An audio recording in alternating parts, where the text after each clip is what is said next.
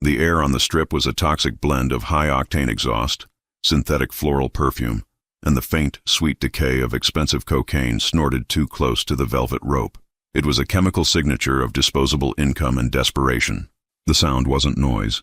It was an oppressive physical wave, the manufactured thump of the bass from inside the exclusive club, the obsidian gate, vibrating through the soles of your shoes, a constant reminder that life here was lived at high frequency, demanding attention and expenditure. Sergeant Silva stood precisely 6 feet and 2 inches from the edge of the red velvet stanchion line.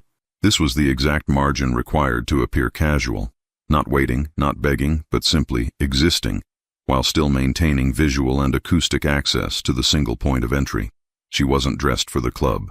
The 100 people shivering slightly in the late autumn chill were clad in fabrics designed to shimmer under LED lights.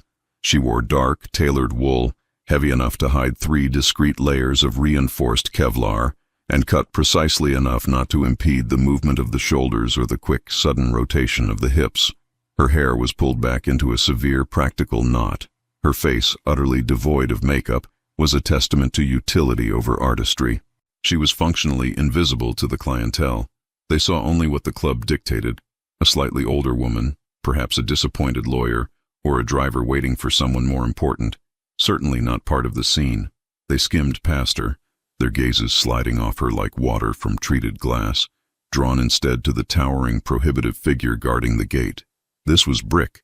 Brick was an ecosystem of cheap aggression. He was constructed entirely of low-grade protein shakes and unchecked hormonal imbalance. He wore a tuxedo jacket 2 sizes too small for his chest, straining against the polyester blend, highlighting the thick rope of neck muscle that looked perpetually inflamed. His skin was slick under the streetlights, giving him the appearance of an oiled statue meant to intimidate. Brick didn't just stand. He occupied space violently, puffing his chest, his eyes darting across the line, looking for the weakest point, the smallest flicker of uncertainty, ready to crush it with a syllable. Brick loved the job. It wasn't about security. It was about power arbitrage. He traded the right to enter the artificial light for the price of fear and humiliation. He had bartered for respect his entire life, and, failing to earn it, was now content to simply demand it through physical intimidation. Silva didn't look at him. Not directly. Her eyes, a startlingly clear, cold gray, were focused instead on the knot of his cheap silk tie, tracking the slight nervous tremor in his hands, logging the uneven distribution of his weight. He leaned slightly on his right leg, indicating a preference for pivoting to the left, which meant his weak side was the right shoulder, and his reaction time for a sudden strike to the carotid artery would be negligible. She was not seeing a bouncer. She was seeing a kinetic data set, assessing threat level. Threat level, negligible, but irritating. She was waiting for her contact, codename Bishop. Bishop was late, and Brick, sensing an anomaly in the perfectly curated line of sheep, decided Silva was the problem. He lumbered toward her, his heavy reinforced shoes scuffing slightly on the pristine sidewalk marble. The sound was dull, deliberate. "Excuse me, ma'am." Brick's voice was a congested, low growl, amplified by the heavy air. He didn't use the term ma'am as a courtesy.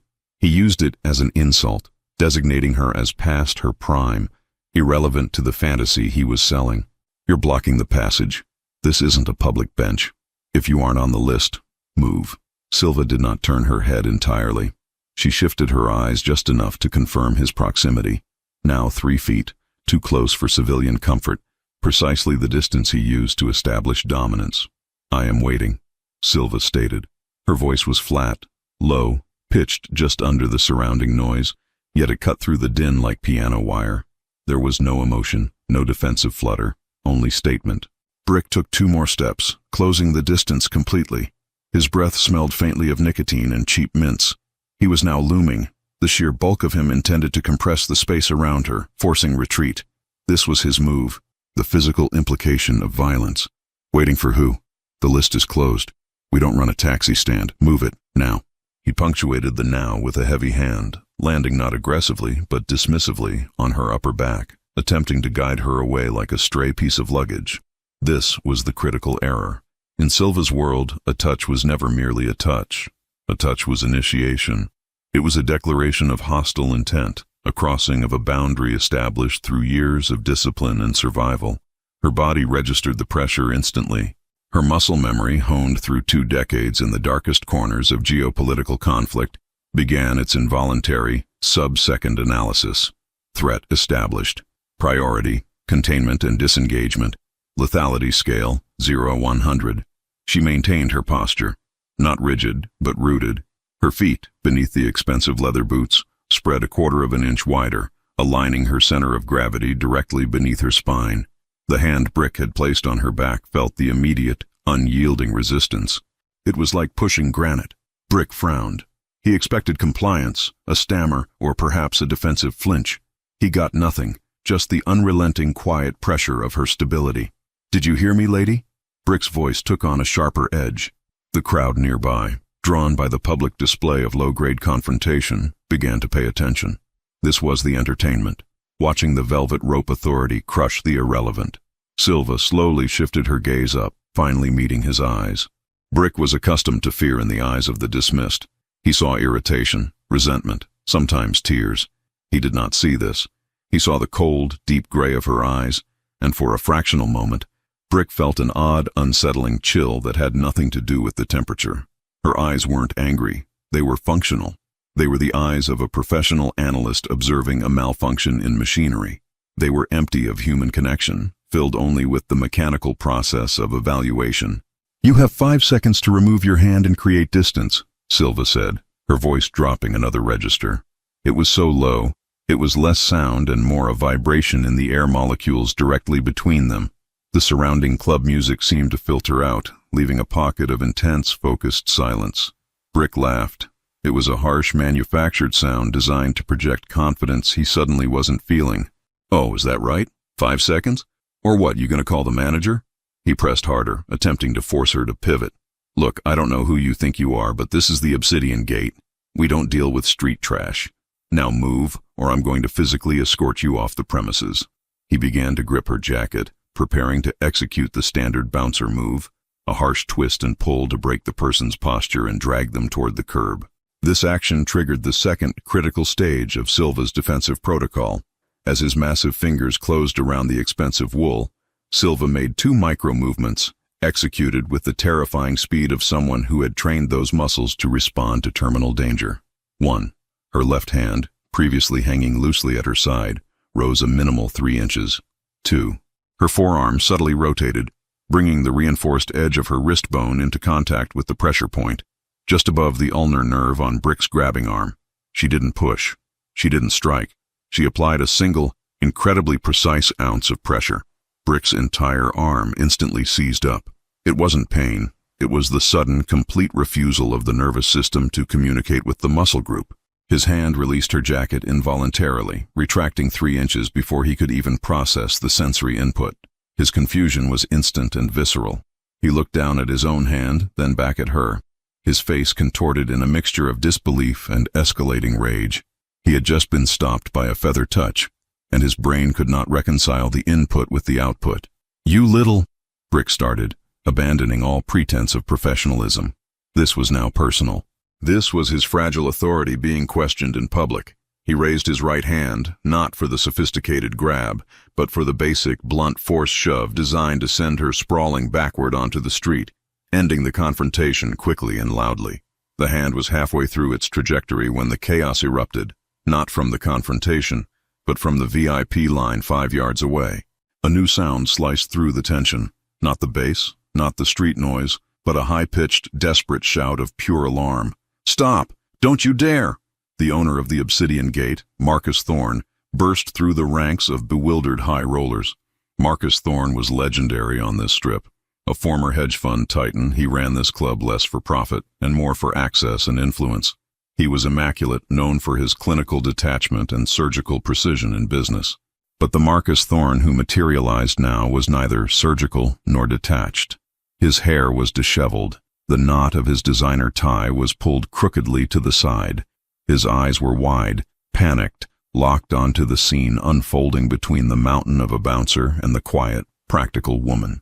Marcus moved with the desperate speed of a man attempting to intercept a catastrophic bomb detonation. He didn't use words. He used his shoulder, slamming directly into the flank of Brick. Brick, caught mid-shove, was completely blindsided by the impact. He wasn't trained to handle lateral assault from his own management. The force of Marcus's desperate lunge, fueled by terror, not strength, knocked the behemoth security guard 2 full steps to the side, breaking the line of confrontation. Brick stumbled, roaring in confusion, prepared to pivot and attack his own boss. "What the hell, Marcus? I was handling this street trash." Marcus didn't hear him. Marcus didn't even look at the man he paid to ensure his safety. His entire focus, his very life force, was aimed at Sergeant Silva. Marcus Thorne, the man who negotiated 9-figure deals without blinking, now stood trembling, his $1,000 loafers clicking together as he sought balance.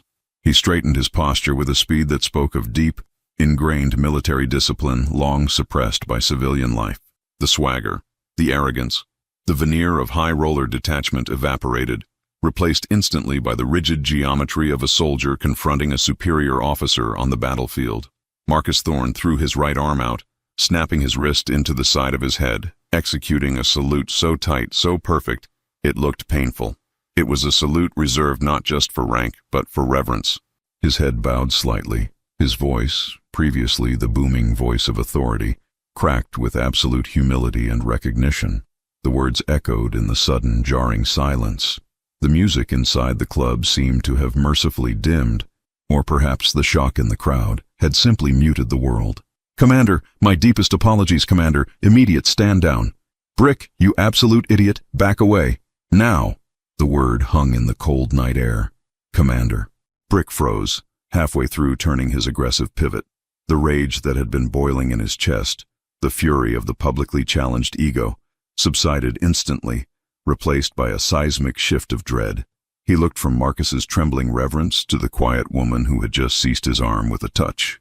"Commander." This was not a civilian title. This was not a club nickname. This was the language of the deep state, of the places where light does not shine and law is merely a suggestion. The atmosphere collapsed entirely. The dozens of people in the queue, who seconds ago were ready to watch a mild display of violence, now stood frozen, every phone held midair, every breath caught. They understood instinctively that the power dynamic had not just shifted, it had inverted with terrifying velocity. Marcus Thorne kept the salute rigid, refusing to lower his arm until acknowledged. His eyes, fixed on Silva's neutral expression, were pleading for forgiveness for the transgression of his subordinate. Silva finally reacted, but the reaction was minimal. She didn't smile. She didn't show pride or triumph. She simply assessed Marcus Thorne's posture, the textbook angle of the salute, the raw, unfeigned terror in his eyes, and deemed it acceptable. She lowered her gaze infinitesimally, a silent acknowledgement that allowed Marcus, visibly shaking, to drop his arm. "Marcus," she said. The use of his first name, devoid of any military formality, was an intimate, heavy reminder of their history. "I was waiting for Bishop. He is 5 minutes behind schedule. Your asset, Brick, chose to engage." Her statement wasn't an accusation. It was the clinical recording of a procedural error. Marcus Thorne lunged at Brick again, this time with true malice. He shoved the enormous bouncer hard enough to make him stumble against the wall of the club, tearing the expensive wallpaper slightly. "You moron! You absolute classification-level catastrophe! Do you know what you just did? You touched her. You put your hands on—" Marcus broke off, unable to complete the sentence, staring at Silva in profound apology. Brick, stripped of his manufactured armor, was reduced to a sweating, stammering husk. The adrenaline rush of dominance had been instantly replaced by the icy shock of realizing he had committed professional suicide, possibly high treason, against a person whose existence was probably a state secret. He looked at Silva, the woman he had called street trash, and now saw her through Marcus's filter. He saw the way she stood, the lack of wasted movement, the chilling emptiness in her eyes. He realized the touch that had seized his arm wasn't luck or trickery. It was the effortless application of lethal knowledge. He was an inflated punching bag. She was a weapon systems platform. Brick's arrogance evaporated, leaving only a deep, paralyzing fear. He knew about Marcus's past, the whispers of special operations, but Marcus never talked about commanders. Marcus turned back to Silva, his hands held open, palms up in complete submission. "Commander, I will handle him." Immediate termination, non-disclosure agreement, the full package. I'll ensure he's scrubbed from the city grid by morning. Please, accept my profound apology for the violation of your perimeter." Silva gave a slight, almost imperceptible nod. She had what she wanted: acknowledgement and confirmation of the contact's identity. Marcus's panicked use of "commander" confirmed his military provenance and therefore the security of the prearranged meeting. But the humiliation of Brick was required to complete the procedure, not for vengeance, but for the necessary re-establishment of the natural order. "Brick," Silva finally addressed him directly. The sound of his name, spoken in her low, level tone, made the big man flinch violently. Brick was paralyzed against the wall, his uniform now sweat-stained, his face pale gray beneath the streetlights. "Commander," he whispered, his voice broken. He struggled to find the words, the civilian language useless in this new context. He managed a pathetic, jerky head movement that might have been a half-salute. "You assessed me based on the superficial criteria of this institution," Silva stated, her voice retaining its clinical edge. "You judged my utility based on my attire and my proximity to a velvet rope. You confused the absence of display with the absence of power." She paused, allowing the gravity of the lesson to settle over him like a shroud. "You chose to initiate physical contact. That is a judgment error you will carry with you. Marcus will handle the consequence to your employment. I will handle the lesson to your perception." She took one deliberate, slow step toward him. Brick visibly shrank, bracing himself for the physical retribution he was certain was coming. A broken nose, a knee to the solar plexus, anything to relieve the tension of waiting for the inevitable pain. But Silva stopped precisely 1 foot away. She didn't raise her hands. She didn't touch him again. She simply utilized the single most powerful weapon in her arsenal, her voice and the depth of her knowledge. She leaned in, close enough for Brick to smell the faint, clean scent of ozone and the polished metal of a very expensive watch. "You mistake bulk for structure, Brick. I know how many capillaries lead to your brain, the exact trajectory required to sever the brachial artery, and the precise angle needed to dislocate your shoulder without tearing the rotator cuff. I know the breaking point of every bone in your body, and I can calculate, to the millisecond, how long it would take for you to lose consciousness from a strike to your vagus nerve." She straightened up. The entire monologue had been delivered without raising her voice above a stage whisper, yet the sheer, terrifying implication of the words hung thick and heavy in the air, witnessed by the silent, horrified crowd. "You are predictable, Brick, and predictability is a terminal flaw in my world." She glanced back at Marcus. "The perimeter is now secure, Marcus. Ensure the security profile remains high. I will wait inside." Marcus snapped to attention. "Yes, Commander. Follow me, please. This way, the private entrance. I will personally handle the escort." He began walking backward, keeping his eyes on her, terrified of turning his back on the legend. Silva stepped toward the velvet rope. Marcus rushed forward, not to hold it open, but to rip it open, tossing the stanchion aside as if it were contaminated waste, creating a cavernous opening where the line used to be. As she passed, Silva stopped one last time, looking back over her shoulder at Brick, who was still leaning against the wall, slowly processing the sheer scope of the destruction she represented. She didn't speak to him. She spoke to the crowd, the silent, paralyzed witnesses who now understood that the true power in the world does not announce itself with shining badges or loud clothes, but with quiet competence and the capacity for total, immediate erasure. "Lesson learned," she stated, her voice carrying just enough to be heard over the resumed, nervous chatter of the onlookers.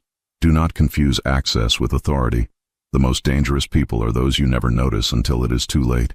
She turned, following Marcus Thorne into the blinding artificial light of the obsidian gate, disappearing into the VIP section where the real decisions were made, leaving the street corner in a state of profound shock. Brick watched her go, not moving, not daring to. He realized he hadn't just lost his job. He had been given a gift, a crippling, life-altering fear of underestimating the quiet ones. He understood, with chilling clarity, that the world was protected by ghosts, and he had nearly tried to wrestle one.